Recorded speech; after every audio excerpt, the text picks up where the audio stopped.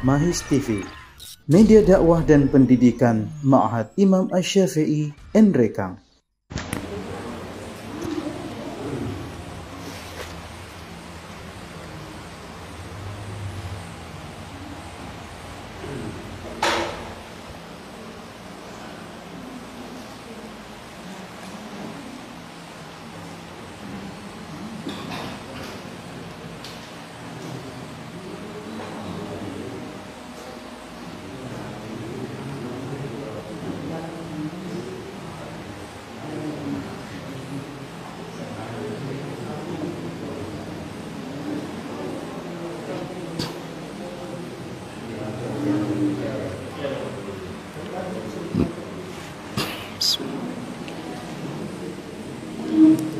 Assalamualaikum warahmatullahi wabarakatuh.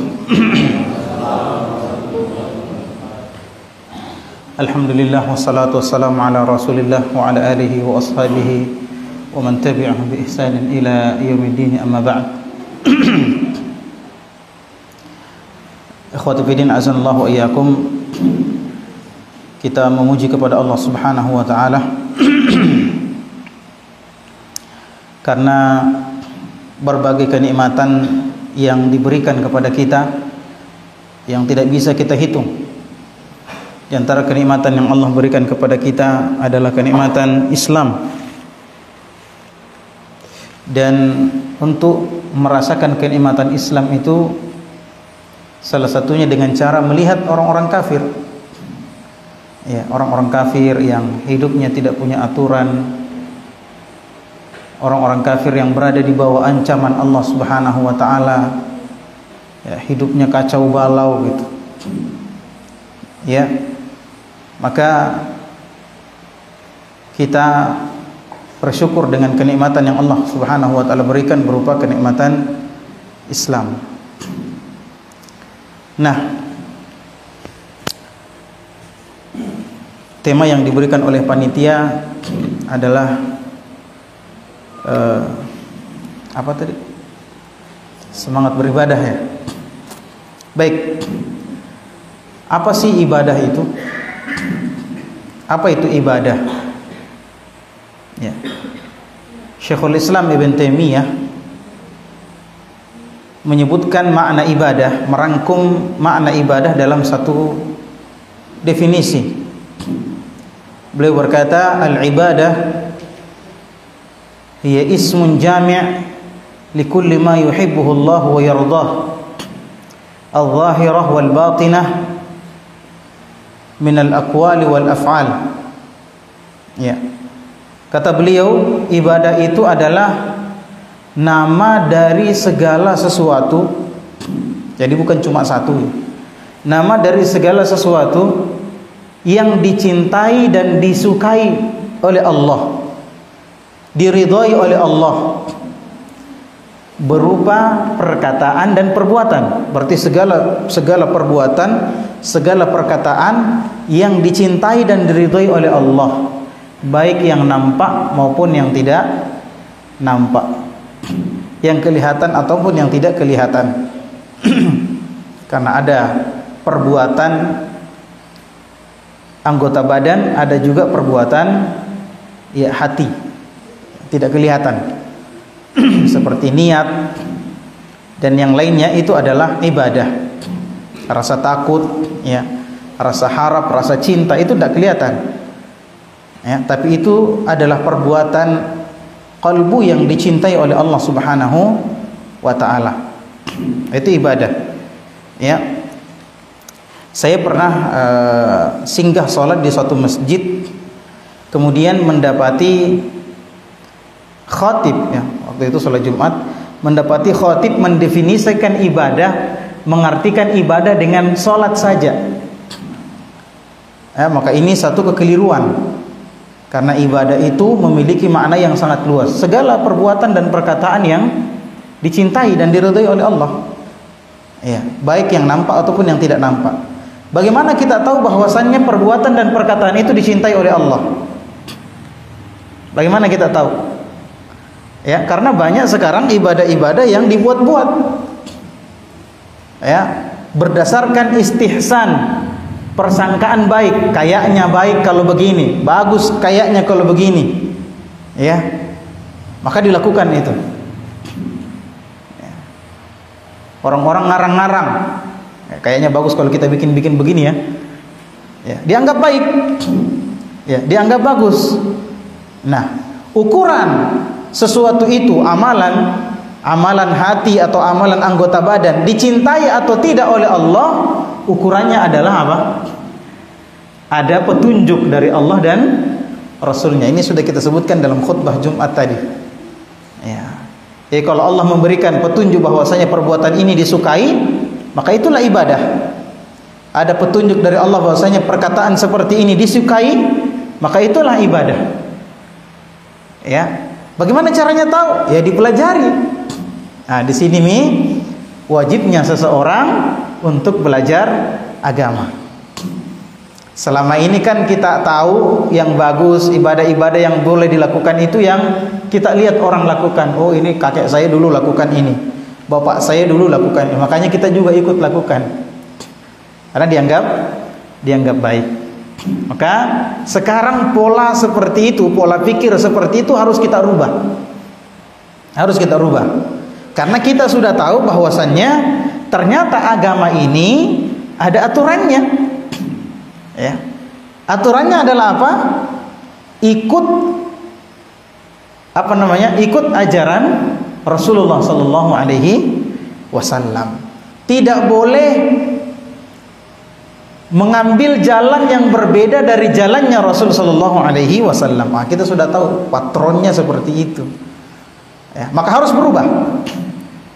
Ya, kita sudah sampaikan tadi di khutbah Jumat bahwasannya selama ini orang-orang tua kita menganggap sesuatu itu baik, kemudian dikerjakan, sholatnya juga seperti itu, puasanya juga seperti itu, banyak yang kurang, banyak yang ditambah-tambahi. Kenapa? Karena memang mereka dulu kesulitan mendapatkan ustadz yang bisa menjelaskan tentang agama. Ya, kesulitan. Ya. Maka ilmu mereka memang kurang. Nah, sekarang alhamdulillah perantara-perantara ilmu, ya, kita bisa mengambil wasilah-wasilah dari berbagai media, ya, dan alhamdulillah juga sekarang sudah banyak ustadz, ya, sudah banyak ustadz yang memang belajar agama betul-betul, kemudian datang kepada kita mengajarkan agama itu sesuai dengan apa yang diajarkan oleh Rasulullah sallallahu alaihi wasallam dan para sahabatnya. Nah, jadi itu yang disebut dengan ibadah, dan ibadah ini menjadi tujuan kita diciptakan, Pak. Ya. Allah Subhanahu wa taala berfirman, "Wa ma khalaqtul jinna wal insa illa liya'budun." Nah, ini ayat yang sangat masyhur. Ya, ini alasan Allah menciptakan jin dan manusia adalah untuk menyembah Allah. Nah, ini sering kita ulang-ulang ya. Alasan Allah menciptakan jin dan manusia adalah untuk menyembah Allah. Maka kita ilustrasikan dengan barang-barang, misalnya televisi atau mic. Nah, ini mic yang kita pakai. Mic ini diciptakan untuk memperbesar suara, ya kan? Untuk memperbesar suara. Ketika mic ini tidak bisa memperbesar suara, berarti mic ini dianggap apa? Rusak. Kenapa dianggap rusak? Karena dia tidak menjalankan fungsi sebagaimana dia diciptakan untuk itu. Ya. Jadi dia diciptakan untuk apa? Memperbesar suara. Sekarang dia dipakai dan dia tidak bisa memperbesar suara, berarti dia rusak. Ya kan? Karena kenapa? Tidak menjalankan fungsinya dia sebagaimana dia diciptakan. HP tidak bisa dipakai menelpon, padahal sudah diisikan pulsa. Iya. Ada biasa itu, halo halo. Di sana halo halo, kita juga halo halo. Ternyata dia tidak dengar suara kita, iya kan? Nah, berarti ada masalah di situ. Mungkin mic-nya rusak atau apanya yang rusak, saya tidak tahu. Itu bengkel HP, tukang servis HP yang tahu. Maka kita katakan HP-nya rusak. Kenapa? Karena dia diciptakan untuk menjadi alat komunikasi jarak jauh. Ternyata dia tidak bisa menjadi alat komunikasi jarak jauh, maka disebut rusak. Sama juga dengan manusia dan jin. Sama dengan manusia dan jin. Ketika dia diciptakan dan dia tidak mau beribadah kepada Allah, nah bilang orang Bugis, tomasolang iya. Orang rusak. Kenapa? Karena tujuannya dia diciptakan untuk menyembah. Ternyata dia tidak menyembah. Ya, maka itu disebut orang rusak, tomasolang. Nah, sekarang pertanyaannya, kita ini termasuk orang bagus atau orang masolang? Ya, sekali lagi Bapak-bapak, Ibu-ibu yang dimuliakan oleh Allah, ya, sering-seringlah atau selalulah atau senantiasalah mengecek diri kita. Ya, jadi tujuannya belajar itu yang pertama, ya, untuk menunaikan ibadah kepada Allah, karena belajar itu ibadah. Ya, belajar itu ibadah. Kenapa ibadah? Karena Allah suruh. Ya, Allah yang suruh. Ya. Rasul sallallahu alaihi wasallam bersabda, "Talabul ilmi fariidah 'ala kulli muslim." Menuntut ilmu itu wajib bagi setiap muslim. Bahkan lebih wajib daripada salat, lebih wajib daripada puasa. Kenapa bisa? Karena kita tidak bisa salat kalau tidak punya ilmu tentang salat. Bagaimana berwudu yang benar, bagaimana masuk masjid yang benar, bagaimana takbir yang benar, bagaimana bacaan takbir yang benar. Ya kan banyak orang salah-salah bacaan takbirnya. Takbir saya banyak salah. Ya. Biasa ada orang azan, asyhadu alla ilaha illallah. Benar atau salah? Salah kan? Asyhadu alla ilaha. Bukan Allah ilaha. Iya. Salah. Iya, ternyata hal-hal kecil begini banyak yang salah. Ya. Maka sholat harus dipelajari dulu, harus wajib dipelajari. Puasa harus dipelajari dulu, wajib. Ya. Maka menuntut ilmu itu menjadi wajib dan itu ibadah. Ya. Kemudian dengan ibadah itulah kita berislam, dengan Islam yang sesungguhnya. Sekarang apa makna Islam?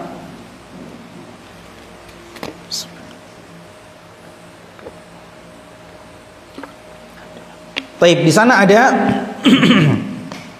definisi yang disebutkan oleh para ulama tentang Islam.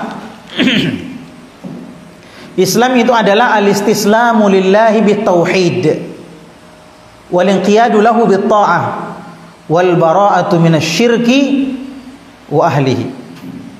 Islam itu berserah diri kepada Allah. Kalau ada orang ditodongkan senjata, ya, todongkan senjata, bukan sama begal. Kalau begal wajib dilawan, Pak, ya. Ya. Todong senjata, harta atau nyawa, ya. Sudah di sini, ada di depan, ya. Harta atau nyawa, istrinya juga diancam. Ya, kalau saya mungkin bisa bunuh saja saya, tapi istri saya kan kasihan kalau dia mati. Ya, maka dia apa? Dia menyerahkan diri, menyerah namanya. Kalau orang menyerahkan diri, apapun yang disuruhkan harus dia lakukan. Kan begitu, Pak? Ya enggak? Disuruh apa? Disuruh menyanyi, dia menyanyi. Disuruh maka tenteng, dia maka tenteng. Apa itu maka tenteng itu? Apa? Berjalan dengan satu kaki. Apa namanya di sini? Kalau tenteng. Suruh jungkir balik, jungkir balik. Nah, kita ini berserah diri kepada Allah. Apapun yang disuruh oleh Allah, kita kerjakan sesuai dengan kemampuan kita. Ya, kata Rasul sallallahu alaihi wasallam, "Ma nahaitukum anhu fajtanibuhu wa ma amartukum bihi fa'tu minhu mastata'tum." Apa yang aku larang jauhi semuanya. Dan apa yang aku perintahkan maka laksanakanlah sesuai dengan kemampuanmu. Ya. Nah, dengan apa kita berserah diri kepada Allah? Bitauhid, dengan mengesahkan Allah Subhanahu wa taala, tidak menyembah apapun kecuali hanya Allah. Dan bentuk ibadah penyembahan itu bahasa Indonesia. bahasa Arabnya ibadah. Ya, penyembahan itu bahasa Indonesia, bahasa Arabnya ibadah. Apapun ibadah yang disuruhkan kepada kita, maka kita laksanakan sesuai dengan kemampuan. Ya, yang pertama dengan mengesahkan Allah Subhanahu wa taala dalam ibadah. Ya, tidak boleh kita serahkan ibadah kepada selain Allah, dan ibadah itu tadi kita sebutkan bentuknya banyak. Ada ibadah anggota badan, ada ibadah qalbu. Ya, ibadah lisan ada. Ya, seperti rasa takut, rasa cinta, berharap. Ini semua ibadah. Ya, hanya diberikan kepada Allah Subhanahu wa taala. Ya, salat, menyembelih, ya. Nah, jangan kita menyembelih kepada selain Allah. Ya, seperti yang dilakukan banyak orang. Macira-cira. Ya, macira untuk siapa? Nah, macira untuk penjaga tasi.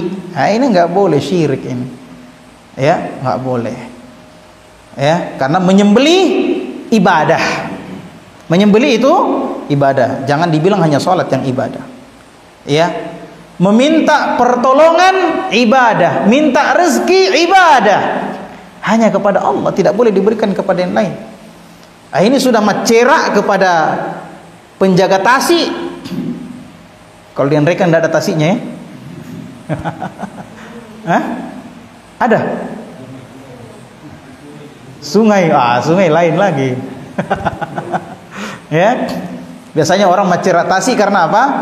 Karena dia nelayan, pencahariannya di laut.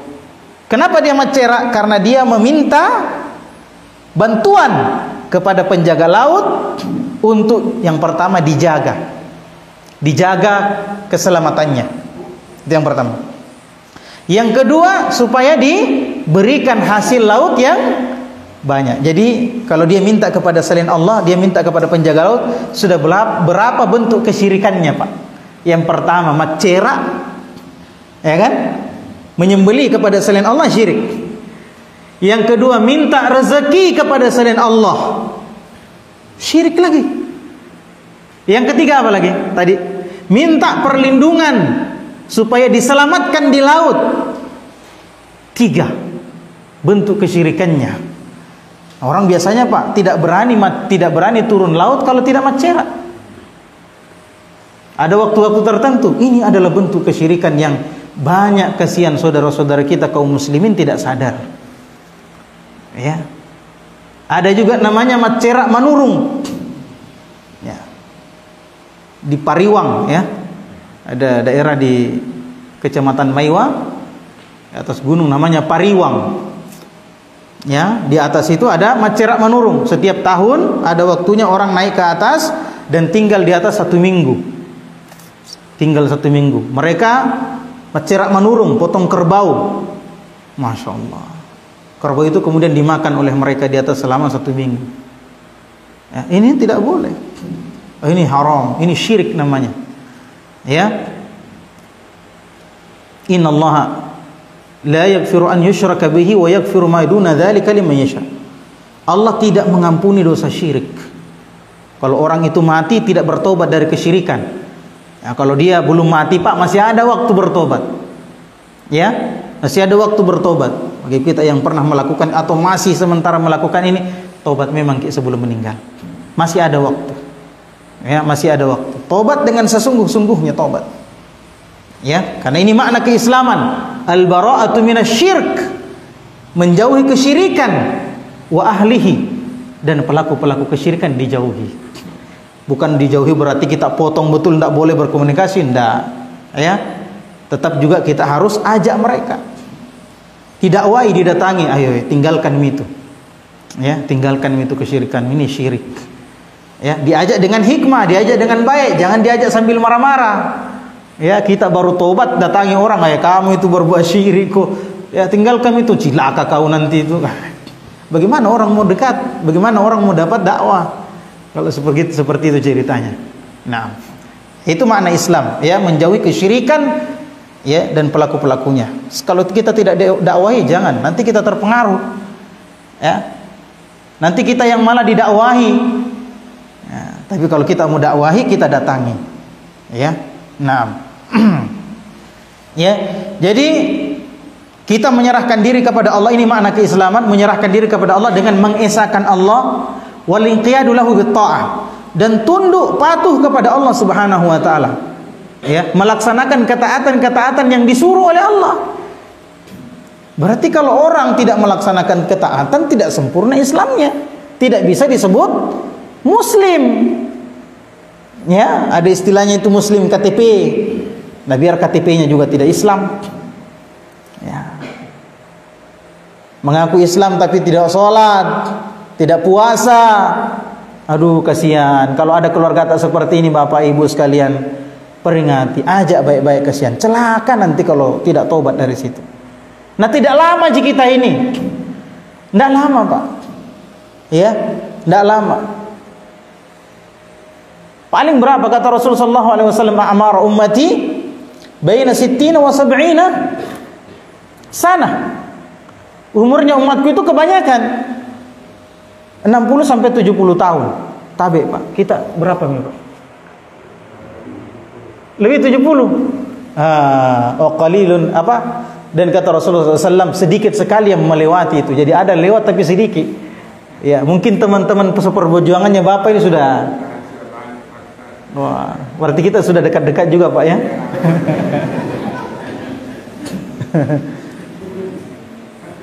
Iya, tapi jangan dikira pasti orang yang lebih muda dari Bapak, banyak juga yang Bapak lihat meninggal, iya kan? Ya, jangan kira kita muda ini mau selamat. Ya, cuma kalau sudah tua nih orang, ya sudah pasti mendekat. Ya. Sudah persiapan. Ya, sudah persiapan. Makanya pernah, nah ini juga menjadi salah satu motivasi untuk berdakwah kalau orang sudah tua. Makanya pernah Rasul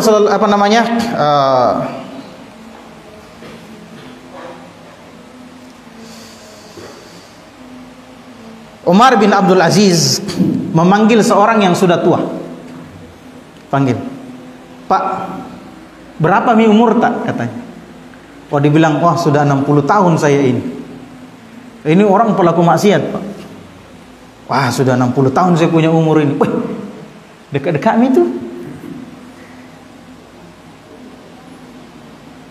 Fa innaka fi masirin ila rabbik. Sesungguhnya kamu itu sudah dalam perjalanan kepada Tuhan, itu sudah dekat. Ya.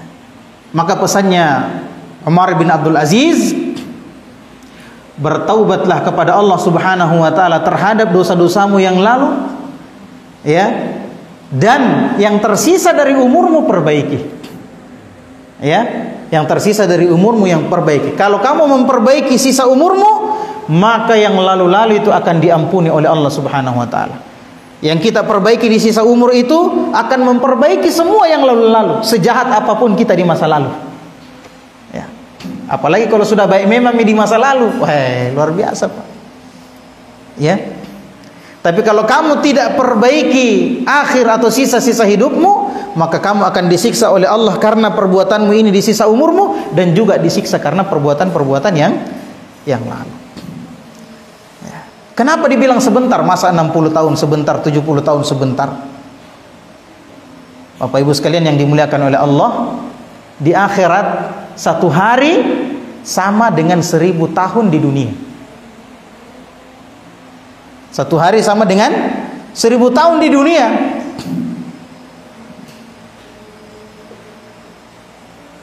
Apa tuh dalam surah akhir surah An-Nazi'at,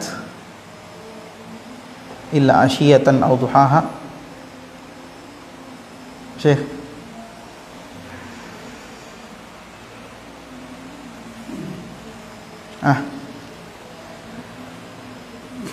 Allah Subhanahu wa taala menyebutkan bahwa kita ini cuma hidup di pagi hari atau di sore hari.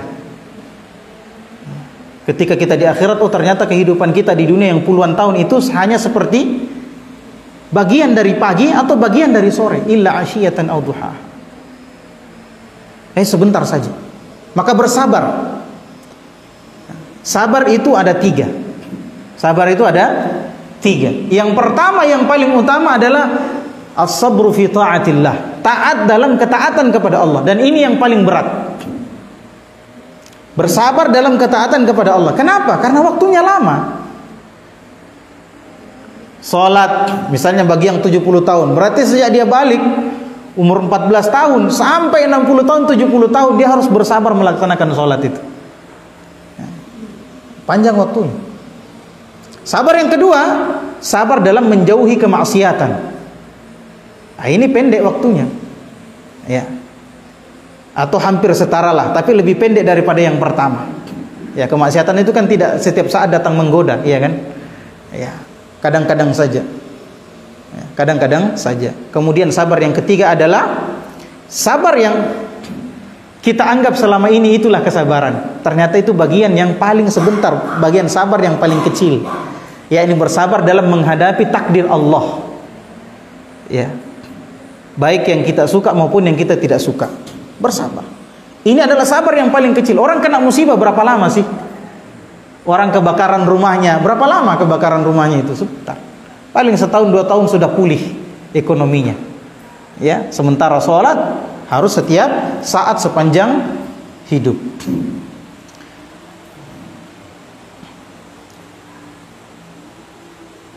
Kemudian saudara yang dimuliakan oleh Allah Subhanahu wa taala, kenapa kita harus ibadah? Kenapa kita harus ibadah? Karena dengan ibadah itulah seseorang bisa selamat. Kalau tidak ibadah tidak bisa selamat. Kalau tidak nyembah Allah tidak bisa selamat. Makanya kita lihat ibadah-ibadah itu ada janji, ada ancamannya. Iya kan? Ada janji. Salat ada janji-janji Allah untuk orang yang salat. Ya.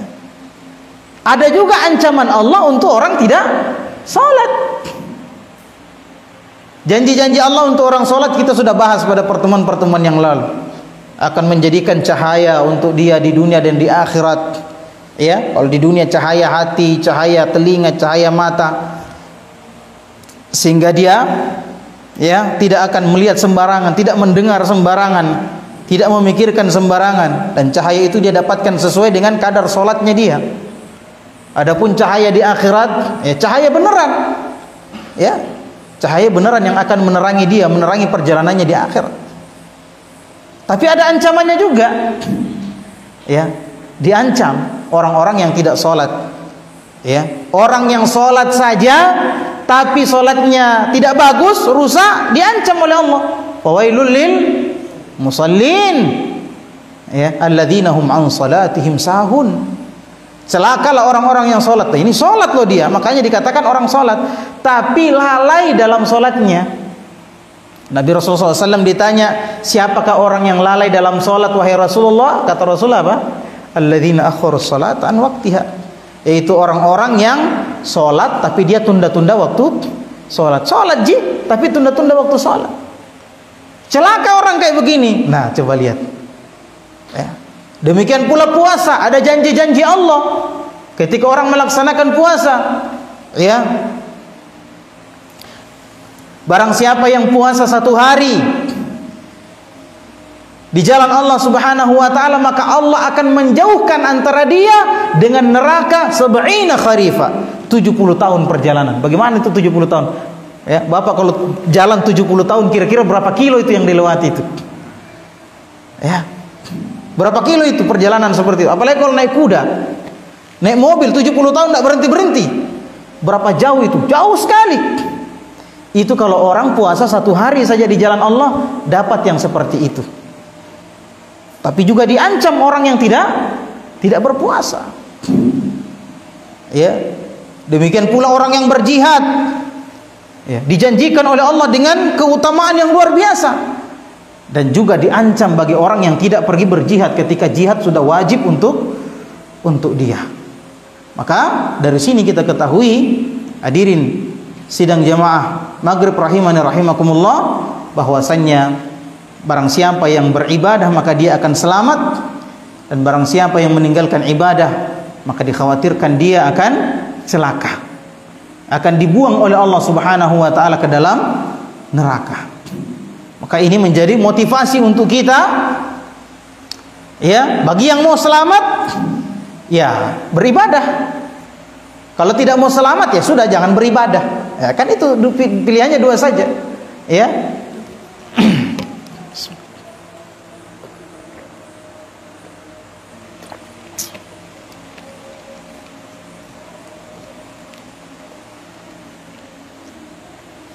Nah, jadi orang yang meminta keselamatan, mengharapkan keselamatan, maka dia harus beribadah kepada Allah Subhanahu wa taala. Maka keselamatan itu dia jadikan motivasi. Ya. Dan ketakutannya untuk masuk ke dalam neraka dijadikan motivasi untuk bisa semangat dalam beribadah. Waduh, kalau saya malas-malas ini bahaya ini. Ya. Bahaya ini, bisa masuk neraka saya. Ya. Nah, sekarang untuk menambah semangat kita beribadah, kita mau cerita tentang surga. Wah, nyaman nah.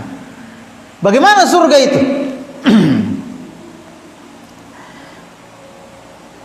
Di dalam surga ada rumah. Sudah mau sholat banget? Sudah hampir mau sholat? 15 menit lagi atau 2 menit? Nah, siapa yang benar ini? 13 menit.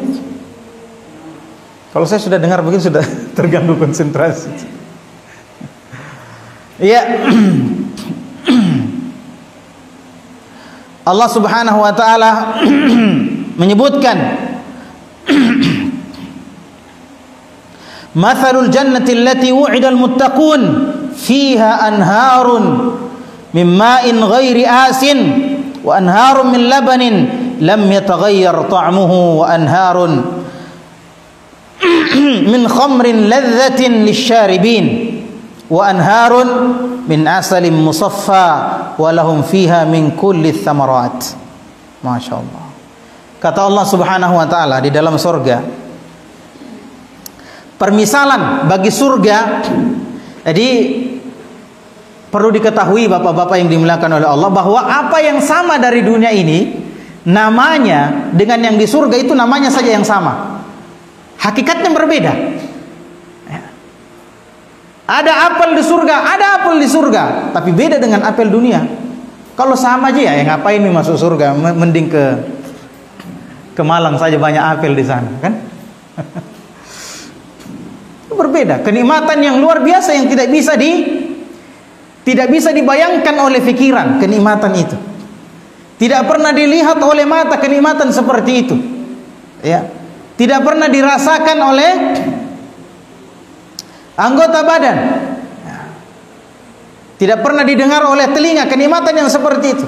Maka apa yang diceritakan kepada kita di dalam Al-Quran dan hadis-hadis Nabi itu hanya gambaran saja. Kalau ceritanya saja sudah nikmat sekali, bagaimana aslinya? Ya, bagaimana aslinya? Pak, dapat satu istri saja luar biasa kan? Ya, tapi istri itu jadi tua. Ya. Di surga tidak ada tua-tuanya itu bidadari. Ya, semuanya biar berapa puluh tahun tetap begitu. Ya. Tetap apa? Tetap perawan. Tetap muda belia. Nah, Allah Subhanahu wa taala berfirman, permisalan surga yang dijanjikan bagi orang-orang yang bertakwa. Surga hanya dijanjikan untuk orang bertakwa. Di dalamnya ada sungai-sungai, bukan sungai seperti Sungai Sadang. Tapi coba kita bayangkan, Pak, Sungai Sadang kalau dialiri oleh air yang nikmat, tidak payau, ya, enak rasanya. Ya. Dan juga ada sungai dari laban, lam yataghayyar ta'muhu, dari susu. Jadi susu tidak sama dengan susu di dunia. Tapi coba kita bayangkan, susu yang ternikmat yang pernah kita minum ketika masih hidup, selama hidup. Susu seperti itu nikmatnya mengalir seperti air Sungai Sadang kalau banjir. Kita tinggal turun saja minum, ambil pakai gelas minum, ya. Atau kita minta, ayo masuk sini di mulut saya, tiba-tiba masuk di mulutnya, minum sampai sekenyang-kenyangnya. Biar satu truk diminum tidak akan kenyang juga. Ya, tidak akan sakit perut, tidak berak-berak, tidak mencret-mencret. Ya. Coba Pak, seperti susu di dunia saja, itu bahagianya sudah luar biasa, kesenangannya sudah luar biasa. Bagaimana kalau susu surga yang kita minum Pak? Kita mau berenang-renang boleh, ya. Nah bilang orang sambil berenang sambil minum air, itu namanya tenggelam. Ya. Nah, sungai surga. Ya, kemudian ada juga wa anharum min khamarin ladzatin lisyaribin. Ada sungai yang mengalir itu khamar. Khamar itu bagi kita minuman keras. Jadi minuman keras nanti di akhirat itu tidak haram. Di dunia haram. Yang suka minum minuman keras di dunia nanti diharamkan minum minuman khamar di akhirat. Nggak bisa lagi. Sama dengan laki-laki yang pakai sutra, ya, pakaian sutra di dunia, nanti di akhirat tidak dapat dia, tidak dikasih pakaian seperti itu lagi. Ya. Tapi ini khamarnya beda, tidak sama dengan balok-balok kita di sini, nggak sama. Ya, jangan dibayangkan tua itu enggak, namanya saja yang sama untuk menggambarkan kenikmatannya. Ya, bahwasanya nanti enak sekali itu. Ya. Wa anharum min asal musaffa walahum fiha min kulli thamarat. Dan ada juga sungai-sungai apa? Sungai-sungai dari madu. Wah. Ini madunya madu asli surga. Mana Bu Raja? Ya. Madu asli surga, tidak sama madu kita. Coba, sudah azan ya? Sejauh apapun kita membayangkan kenikmatan madu, itu tidak sama, tidak akan dapat kita memikirkan kenikmatan madu yang ada di akhirat. Dan itu madunya tidak mahal Pak, gratis, sungai gratis lagi. Kalau di sini kita sudah beli mahal, palsu lagi. Aduh, kasihan. Ya, 1 jergen 500.000 ternyata palsu. Ya, di sana sudah asli surga loh, gratis bagi orang-orang bertakwa. Walahum fiha min kulli thamarat. Semua buah-buahan ada. Kita mau buah apa? Tapi ingat, tidak sama buah dunia dengan buah akhirat. Ya, nah, kita tidak tahu nanti duriannya akhirat itu seperti apa, nggak tahu. Yang jelasnya tidak busuk lah. Ya. Karena di akhirat itu ikhwan, di surga tidak ada yang mengganggu. Ya, tidak ada bau yang mengganggu, tidak ada suara yang mengganggu, tidak ada. Tidak ada. Semuanya berisi kenikmatan dan itu dijanjikan untuk orang-orang yang bertakwa. Ya, kalau dia bertakwa, apa sih takwa itu? Kalau kita mau gambarkan, jadi para ulama itu mendefinisikan takwa dengan banyak definisi. Tapi kalau kita menggambarkan dengan gambaran singkat, takwa itu seperti tameng, ya, seperti apa? Tameng, benteng lah, ya. Supaya kita tidak kena kemarahannya Allah, ya, supaya kita tidak dimarahi sama Allah, maka kita gunakan tameng itu, ya, supaya tidak kena kemarahannya Allah. Tameng itu apa bentuknya? Tameng itu bentuknya adalah amal soleh, ibadah, dan menjauhi kemaksiatan. Itulah dia yang menjadi tameng nanti di akhirat. Sehingga Allah tidak marah sama kita, Allah akan ridho sama kita. Kenapa? Karena kita banyak beribadah, beramal soleh kepada Allah Subhanahu wa ta'ala, dan kita menjauhi kemaksiatan. Ya, ini banyak sekali tentang surga, tapi ternyata waktu kita sangat terbatas. Ya, kemudian neraka itu bagaimana? Ya, neraka seperti apa? Ini sedikit saja ya. Disebutkan bahwasanya neraka itu, ya, api neraka, kata Rasul sallallahu alaihi wasallam, ini ada hadisnya di sini. Narukumul lati tuqaduna juz'un min sab'ina juz'an min jahannam. Ada api Pak yang kita kasih nyala, ya. Itu cuma 1 bagian dari 70 bagian api neraka. 70 kali lipat. Maka ketika mendengarkan Rasulullah bilang begitu, para sahabat mengatakan, innaha lakafiyah. Wah, itu saja sudah cukup menyiksa wahai Rasulullah. Bayangkan Pak, 70. Ini cuma satu bagian yang kita punya di dunia ini. Ya. Kata Rasul sallallahu alaihi wasallam, "Fa innaha fuddilat bi tis'atin wa sittina juz'an." Nah, bagian yang 70 bagian api neraka itu dilipat gandakan lagi menjadi 69 kali lipat panasnya. Oh, itu bagaimana itu, Pak? Maka ini waktu kita sangat terbatas. Hadirin sedang jamaah maghrib rahimani rahimakumullah. Ya, semoga ini menjadi motivasi bagi kita bahwasanya kita semua akan mati dan kita mencari keselamatan. Maka kalau kita mau selamat, banyak-banyak beribadah kepada Allah Subhanahu wa taala. Seorang sahabat pernah minta sama Nabi. Kata Nabi, "Coba tanya saya. Kalau kamu minta sama saya, apa permintaannya?" "Ya Rasulullah, saya mau sama-sama kamu di surga." Apa kata Rasulullah? "Minta yang lain." Itulah permintaan saya. Kata Rasulullah, "Kalau begitu tolong saya ya dengan banyak-banyak bersujud." Ya. Maka saudaraku yang dimuliakan oleh Allah, mari kita semangat beribadah karena menginginkan keselamatan, ya.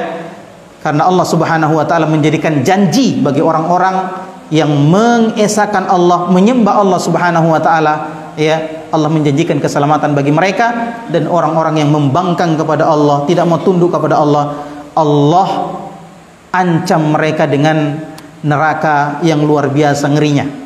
Mungkin nanti ada sesi yang lain kita akan cerita tentang surga dan neraka. Subhanakallahumma bihamdik, asyhadu an la ilaha illa anta, astaghfiruka wa atubu ilaik. Wa akhiru da'wana alhamdulillahirabbil alamin. Assalamualaikum warahmatullahi wabarakatuh.